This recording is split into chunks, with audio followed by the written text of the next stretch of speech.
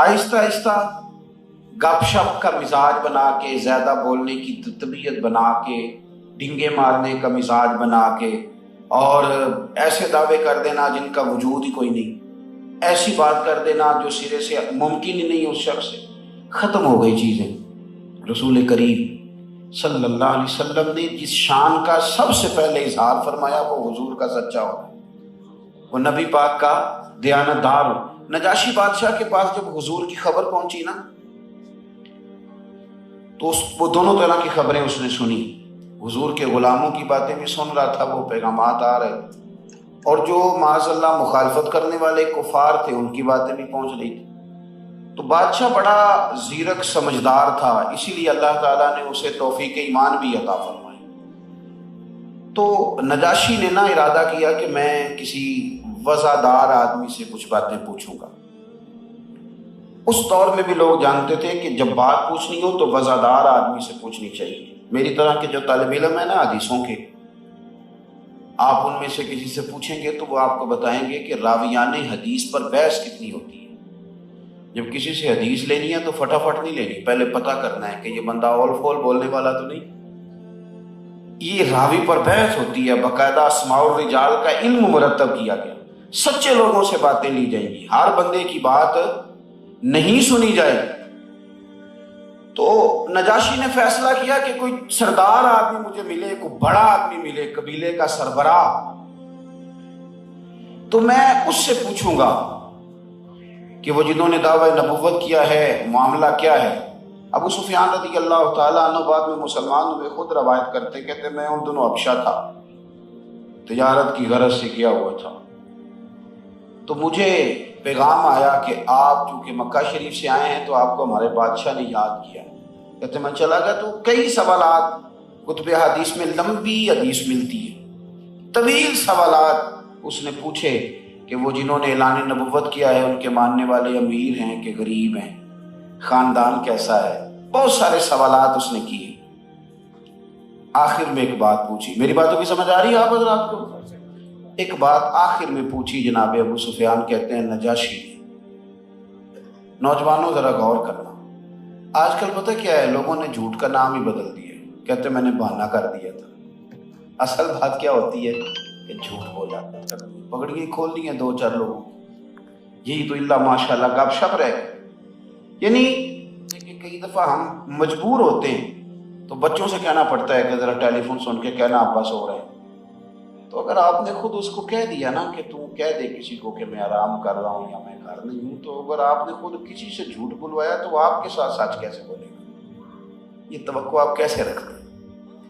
اگر اس کو یہ طے کرایا جاتا جس طرح کہ حضور غوث اعظم کی اماں نے طے کرایا تھا کہ پتر کچھ، اور سچ اپنی ذات سے شروع ہوتے ہیں۔ آج کل بھی بہت سارے لوگ سچ بولتے ہیں پر دوسروں کے بارے میں پھر بتاؤں سچ کہ تو کیا ہے، او بھائی ان کے بارے میں نہ بتا، اپنے بارے میں بتا۔ اپنے بارے میں سچ بتانے کا حکم ہے، دوسرے کے بارے میں تو پردہ پوشی کا حکم ہے۔ تو اپنے بارے میں سچ بتا، کتنے گناہ کرتا ہے، کتنے جھوٹ بولتا ہے، کتنا حرام کھایا، اپنے بارے میں بتا۔ سامنے والے کے لیے یہ کہنے کی اجازت، اس کا حساب اللہ لے لے گا۔ اپنی ذات کے بارے میں سچی کھری صاف ستھری بات کہنے کا حکم ہے۔ ابو سفیان کہتے ہیں بہت ساری باتیں نجاشی نے پوچھی، آخری سوال اس نے کیا، کہنے لگا یہ بتاؤ، ذرا غور کرنا بھائی، کہنے لگا سردار بتاؤ کہ جنہوں نے دعوی نبوت کیا ہے کبھی انہوں نے جھوٹ بھی بولا ہے؟ اللہ کرے سمجھ آیا آپ کی بات، یعنی کبھی ان کی زبان سے جھوٹ بھی نکلا ہے؟ انسان دکھ میں بھی ہوتا ہے، سکھ میں بھی ہوتا ہے، الجھن میں بھی ہوتا ہے، مصیبت میں بھی ہوتا ہے، بڑے بڑے وقت آتے ہیں، کئی باتیں کرنی پڑ جاتی ہیں، کبھی جھوٹ بھی بولا ہے؟ تو ابو سفیان کہتے ہیں کہ لمحے کے لیے میں نے سوچا، چونکہ اس وقت میں مخالف تھا، میں کہہ دوں کہ بولا ہے، پھر میرے دل میں خیال آیا ایک تو یہ عرب کی وزاداری کے خلاف ہے کہ میں یہ غلط بات کروں، اور دوسرا یہ کہ میں یہ کہہ دوں کہ وہ جادوگر ہیں تو معاذ اللہ شاید کوئی مان جائے، یہ کہہ دوں کہ شاعر ہیں تو شاید کوئی معاذ اللہ مان جائے، پر مدینے والے رسول نے کبھی جھوٹ بولا یہ تو مانے گا ہی کوئی نہیں، اس لیے کہ ان کے مخالف بھی جانتے ہیں کہ وہ حق اور سچ ہی کہتے ہیں، انہوں نے کبھی غلط بات کی ہے، یہ کوئی بندہ ماننے کو تیار ہوگا ہی نہیں تجھے کس طرح میں یہ بات کروں؟ کہتے جب میں سوچنے لگا خاموش ہوا تو نجاشی پھر بولے، کہنے لگے بتاتے کیوں نہیں؟ میں نے کہا بادشاہ سن، پھر مخالفت اپنی جگہ پہ، پر وہ میرے بھتیجے ہوتے ہیں رشتے میں، میرے سامنے وہ پیدا ہوئے، میں نے انہیں دادا کی گود میں بھی کھیلتے دیکھا اور چچا کے کندھوں پہ، میں نے ختیجۃ الکبریٰ سے نکاح ہوتے بھی دیکھا، اور میں نے انہیں اپنی بیٹیوں کو گود میں کھلاتے بھی دیکھا، میرے سامنے ان کے سیاہ بال کن پٹیوں پہ سفید ہوئے، پر میں کیا بتاؤں اس کریم کی زبان سے جب بھی نکلا حق اور سچ ہی نکلا، کبھی جھوٹی بات ان کی زبان پہ آئی؟ کہتے میں نے جواب دیا تو بادشاہ غور سے میرا چہرہ دیکھنے لگا، پھر چادر اٹھائی کندھے پہ رکھی، بادشاہ چل دیا، میرے پیچھے سے آواز دی، میں نے کہا اتنے سوال اتنے جواب اتنا لمبا انٹرویو کیا، او بھائی نتیجہ بھی تو نکالنا، رزلٹ بھی تو سنا، اب یہ تو سن کے جا رہا ہے تو کوئی بات بھی کر۔ تو کہتے نجاشی نے پلٹ کے میری طرف دیکھا تو کہنے لگا سردار نتیجہ تو نکل آیا، رزلٹ تو سامنے۔ کہا وہ کون سا؟ تو کہنے لگے آپ نے خود ہی تو کہا ہے انہوں نے کبھی جھوٹ نہیں بولا، تو جس نے کبھی بندوں سے جھوٹ نہیں بولا وہ یہ والا جھوٹ کیوں بولیں گے کہ میں اللہ کا رسول بن کے آیا ہوں؟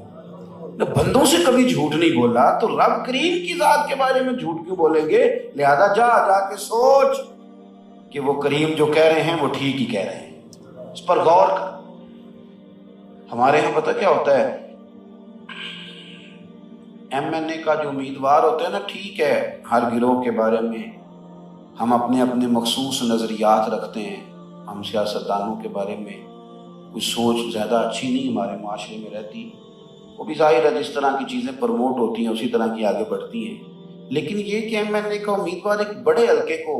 لیڈ کرتا ہے، چھوٹا سا نہیں، ہزاروں لوگوں کا وہ نمائندہ ہوتا ہے، ہزارہا لوگ، اور پھر وہ اس اسمبلی میں اس نے بیٹھنا جو قانون سازی کرے گا۔ لیکن جس نے اپنی گلی کے سامنے دفتر بنایا نا امیدوار صاحب کا، اور فلیکسیں بھی جیبوں سے بنوائی ہیں، اپنی تصویریں بھی ساتھ لگائی ہیں اور اپنی یہاں فوٹو بھی لگائی ہے اس کی، تو وہ بھی جب امیدوار صاحب تقریر کر رہے ہوں تو باہر ٹہل رہا ہوتا ہے پن ڈال کے، تو پوچھے صاحب آپ یہاں کیوں کھڑے ہیں؟ تو کہ اندر تقریر ہو رہی ہے، تقریر سنے، تو کہتا ہے جھوٹ بول رہا ہے، سارے کرنا کرانا تو ہے کچھ نہیں اس میں۔ جب قوم کا یہ سٹیٹس ہو جاتا ہے نا، اور سیاستدان کیا کہتے ہیں، خدا معاف کرے، وہ کہتے ہیں جی میں نے تو سیاسی بیان دیا تھا، یعنی سیاسی بیان کا ترجمہ جھوٹ ہے، میں نے تو کہہ دیا تھا جی بس۔ آہستہ آہستہ نا وہ نیچے تک آیا ہے، اور نیچے تک قوم کی رگوں تک اترا، چھوٹے بچوں سے لے کر بڑے لوگوں تک۔ اب ہم سمجھتے ہیں کہ یہ کوئی گناہ تو نہیں نا، سنو بھائی،